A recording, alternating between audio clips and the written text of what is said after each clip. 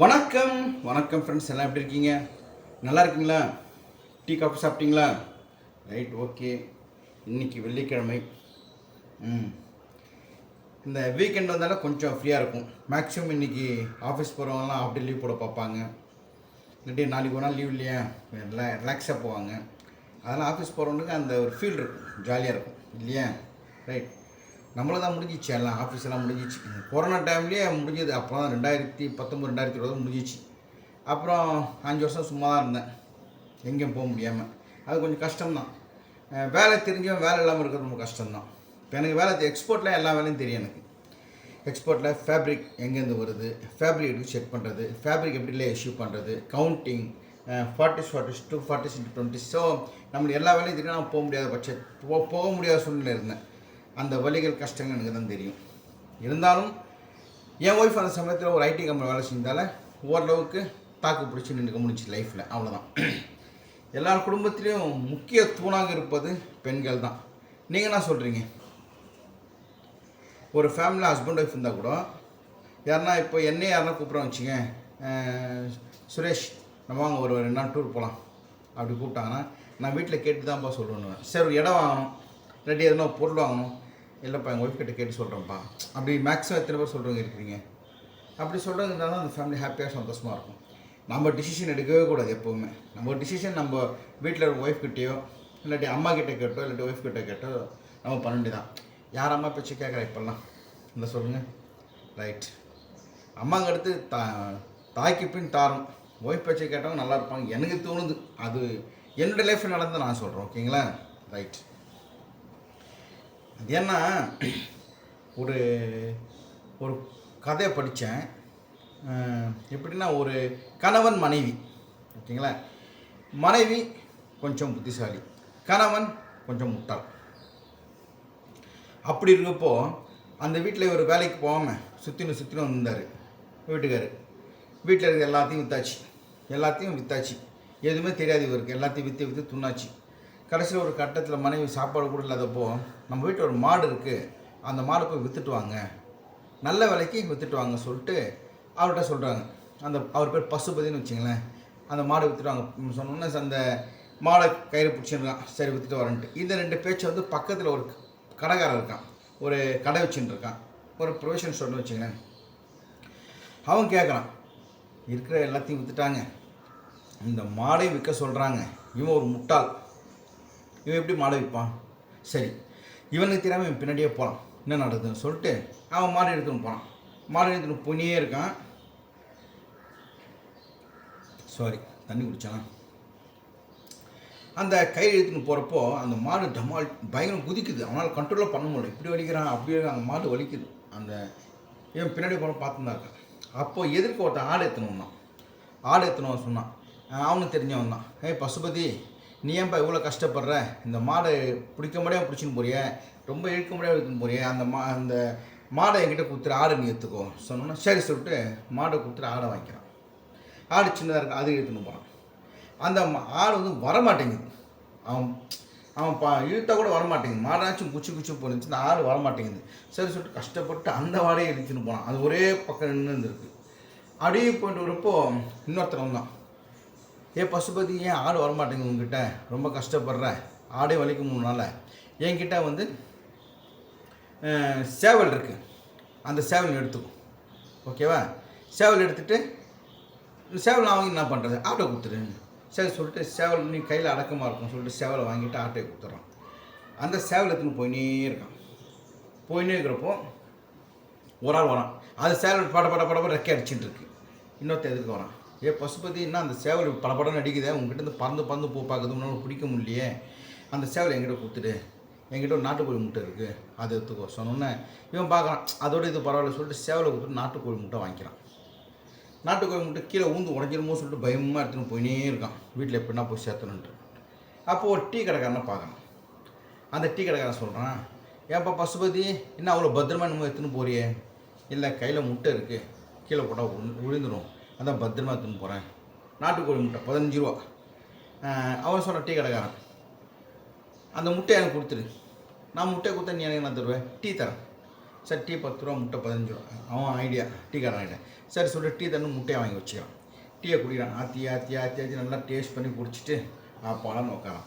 இப்போ பின்னாடியே வந்துருந்தான் பாரு அந்த கடைக்காரன். நேராக வந்து கேட்குறான், என்னப்பா உங்ககிட்ட மாடு கொடுத்தாங்க, மாடு கொடுத்து ஆடு வாங்கினேன், ஆடு கொடுத்து சேவல் வாங்கினேன், சேவல் கொடுத்துட்டு முட்டை வாங்கினேன், முட்டை கொடுத்துட்டு டீ வாங்கிட்டே, வீட்டில் போனால் உங்கள் ஒய்ஃப் திட்டுவாங்களே, திட்டுவாங்களா திட்ட மாட்டாங்களா? திட்ட மாட்டாங்க. ஏன் திட்ட மாட்டாங்களா? திட்ட மாட்டாங்க. இவன் ரொம்ப யோசிக்கிறான், என்னடா இவன் மாதிரி சொல்லி திட்டுவாங்க இல்லை திட்ட மாட்டாங்க. சரி ஓகே, நீங்கள் இவ்வளோ பேர் இருக்காங்க, இங்கே 10 பேர் நிற்கிறாங்க, இந்த 10 பேரை வந்து சாட்சியாக வச்சுக்கிறேன். நாங்கள் 10 பேர் உங்கள் வீட்டுக்கு வரோம். வாசலில் உங்கள் ஒய்ஃப் ஒன்று திட்டினாங்கன்னா லாஸ்ட்டில் இருக்கிற உங்கள் வீட்டை எழுதி எனக்கு கொடுத்துரு. சப்போஸ் திட்டலைன்னா என் கடை சூப்பர் மார்க்கெட் அப்படியே உங்களுக்கு தந்துடுறேன். அவன் ஐடியா இது. சரி சொல்லிட்டு ஒன்று 10 பேர் சாட்சியாக அவங்க வீட்டுக்கு போகிறாங்க. போனால் அவங்க ஒய்ஃப் வெளியே வராங்க. இவன் வரான், எங்கெங்கே மாடுன்னா கம்முன்னு இருக்கிறான். என்னங்க பண்ணீங்கன்னா இவர் சொல்கிறாரு, இந்த மாதிரி உங்கள் வீட்டுக்காரு மாடை கொடுத்துட்டு ஆடை வாங்கினார், ஆடை கொடுத்து சேவல் வாங்கினார், சேவல் கொடுத்து முட்டை வாங்கினார், முட்டை கொடுத்து டீ சாப்பிட்டாரு. அப்படிங்களா? ஆமாங்க. டீ நல்லா இருந்துச்சா? நல்லா இருந்துச்சு. நல்லா சாப்பிட்டீங்களா? நல்லா சாப்பிட்டேன். சூப்பராக இருந்துச்சா? சூப்பராக இருந்துச்சு. சரி வீட்டுக்குள்ளே வாங்க. ஒன்றுமே திட்டல. சரி வீட்டுக்குள்ளே வாங்கணுன்னு எல்லாம் சட்டன் ஆகிட்டாங்களாம். மக்கள்லாம் பார்க்குறாங்க, இன்னும் இப்படி திட்டாமல் வீட்டுக்குள்ளே கூட்டு போகிறாங்க அப்படின்னு சட்டன் ஆகிட்டோன்னே அங்கே பேசுன மாதிரி அந்த 10 பேருக்கு பேசுகிற மாதிரி, எப்போ அவங்க திட்டினாங்கன்னா எல்லாருக்கும் திட்டினாங்கன்னா நீ வந்து உன் கடை அவங்க வீட்டை தர சொன்னாங்க, இப்போ அவங்க திட்டில் உங்கள் கடையை எழுதி கொடு, கையோடு எழுதி கொடுன்னோன்னே இந்த சூப்பர் மார்க்கெட் கடனை என்ன தெரியலையா. சரி சொல்லி எழுதி கடையை கொடுத்துட்டாங்க அந்த அம்மா கிட்ட. போயிட்டாங்க. இவனும் வந்துட்டாங்க. மறுநாள் இந்த வெளியே வந்தானா, ஏப்பா நீ இவ்வளோ பேர் முட்டாள்தனமான வேலை செஞ்சுருக்க, இருந்தாலும் ஒரு வாரத்தை கூட ஒய்ஃப் என்ன திட்டலையேன்றதுக்கு அவன் சொன்னான், இல்லைங்க நாங்கள் கல்யாணம் ஆகிறப்போவே கல்யாணம் அன்றைக்கே மறுநாள் ஒரு கண்டிஷன் போட்டோம், எக்காரணத்தை கொண்டும் யார் எதிர்க்கும் உன்னை நானும் என்ன நீங்கள் திட்டக்கூடாது, அப்படி தான் நாங்கள் வந்து கண்டிஷன் போட்டுக்கணும். அதனால் 10 பேர் எதிர்க்க என்ன திட்டலை. நீங்கள் என்ன சொன்னீங்க, 10 பேர் திட்டுவாங்கன்னு சொல்லி திட்டலை. ஸோ நாங்கள் 2 பேர் வீட்டுக்குள்ளே போயிட்டோம். சொன்னோன்னே எப்போ தான் கேட்டேன், ஐயோ நாம் தான் மிஸ்டேக் பண்ணிட்டோம்ட்டு. Right okay. இந்த கதையில் என்ன தெரியுதுன்னா, கணவன் மனைவி பிரச்சனை எது இருந்தாலும் வீட்டுக்குள்ளே வச்சுக்கணும், வீட்டுக்கு வெளியே எடுத்து வரக்கூடாது. புரியுதுங்களா? கணவன் மனைவி பிரச்சனை அவங்களுக்குள்ளே தீர்த்துக்கணும், நல்லது. அதை விட்டுட்டு பக்கத்து வீட்டில், எதிர் வீட்டில், அம்மா கிட்ட, அப்பா கிட்ட, தம்பி கிட்ட, மாமன் கிட்ட, மச்சான் கிட்ட சொன்னீங்களே வச்சுக்கலாம், ஒரு சின்ன பலூனை ஊதி பெருசாகிற மாதிரி ஊதி டமான்னு வச்சிடும். மேக்ஸிமம் நீங்கள் வேணால் பேசி பாருங்கள், ஹைகோர்ட்டில் எவ்வளோ டைவர்ஸ் கேஸ் எல்லாம் வருது. கொஞ்சம் வச்சு பாருங்கள், கணவன் மனைவி மிஸ் அண்டர்ஸ்டாண்டிங் கொஞ்சம் தான் இருந்திருக்கும். ஒய்ஃபுக்கு பேசுகிறவங்க ஒய்ஃபு சாதகமாக பேசுவாங்க, ஹஸ்பண்டுக்கு பேசுகிறவங்க ஹஸ்பண்டு சாதகமாக பேசுவாங்க, 2 பேரும் முட்டை விட்டு வேடிக்கை பார்த்து பிரித்து விட்றாங்க. இதுதான் நடக்குது. நான் சொல்கிற நிதர்சன உண்மை. ஆமாவோ இல்லையா சொல்லுங்கள். இந்த கதையிலேருந்து கணவன் மனைவியோட சண்டையோ எதாக இருந்தாலும் வீட்டுக்குள்ளே 4 பேர் தெரியாமல் இவங்களுக்கும் அவங்களும் பேச நல்லாயிருக்கும் லைஃப். இதை விட்டு மற்றவங்கிட்ட சொன்னால் இப்படி தான் லைஃப்பில் டைவர்ஸ் போய் நிற்கும். திடீர்னு இந்த கதை சொல்லணும்னு தோணுச்சு. நான் பிளான் பண்ணி பேசலை, என்னவோ பேச வந்துட்டு இன்னும் பேச வந்துட்டேன். Okay, thank you. அப்புறம் வந்து இந்த வேலை வந்துச்சுங்க நம்மளுக்கு. இந்த புதுசாக வந்து என்னுடைய மனைவி, என் ஒய்ஃபு பவானி கருவேப்பை பொடி, புளியோதரை பொடி, பருப்பொடி செஞ்சுருக்காங்க. நேற்று வீடியோ போட்டிருந்தேன். நிறைய பேர் ஆர்டர் பண்ணியிருக்காங்க. நேற்று நிறைய பேர் கிட்டத்தட்ட ஒரு 16-17 கொரியர் அனுப்பிச்சிருக்கேன் நான். இந்த பருப்பு பொடி எதுவும் எஸ்டி கொரியர் கொடுத்துருக்கோம். இன்றைக்கி போய்ட்டு நல்லாயிருக்கும். உங்களுக்கும் பருப்பு பொடி, புளியோதரை பொடி, கருவேப்பிலை பொடி வேணுன்றவங்க வாங்கிக்கோங்க. ஒன்றும் இல்லை, வீட்டில் சாப்பாடு வடிச்சிருங்க, குக்கர் சாப்பாடு வடிச்சிட்டு அதில் கொஞ்சம் பொடி போட்டு எண்ணெய் போட்டு சாப்பிட்லாம். எனக்கு பொடியோட என் ஒய்ஃப் பண்ணதில் எனக்கு ரொம்ப பிடிச்சது வந்து புளியோதரை, ஒயிட் ரைஸ். நான் புளியோதரை பண்ணாங்க, நான் ஒன்றும் பண்ணேன். ஒரு கடாயில் வச்சுட்டு 2 கொஞ்சம் கடுகு, கொஞ்சோண்டு கடுகு, கருவேப்பிலை, உளுத்தம்பருப்பு, கடலை பருப்பு, அவ்வளோதான். 2 காஞ்சி மிளகா கிள்ளி போட்டேன். கிள்ளி போட்டு இந்த பவுடர் வந்து 1 ஸ்பூன் போட்டேன். உடனே ஸ்டவ் ஆஃப் பண்ணிட்டேன்.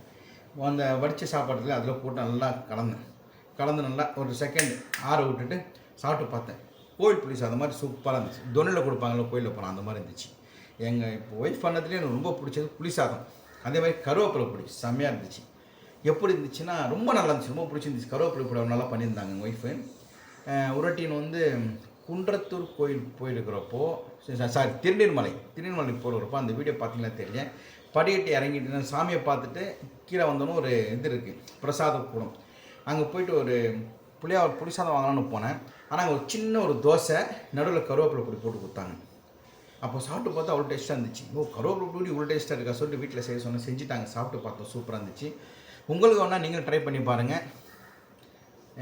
பிளாக் ஷர்ட்டில் நம்பர் வரும் 8056859681. இந்த நம்பருக்கு கால் பண்ணுங்கள், அப்படியே வாட்ஸ்அப் பண்ணுங்கள், உடனே உங்கள் வீட்டுக்கு அனுப்பி வைக்கப்படும். ஓகேங்களா?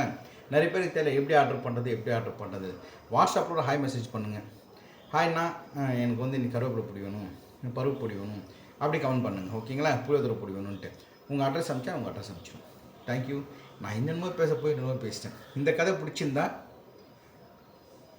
பிடிச்சிருக்குன்னு சொல்லுங்கள். Okay, thank you. கீழே தம்பி எந்திரிச்சிட்டு இருப்பான், அடுத்தடுத்து குளிப்பான், அடுத்தடுத்து வேலைகள் இருக்குது. பாய்.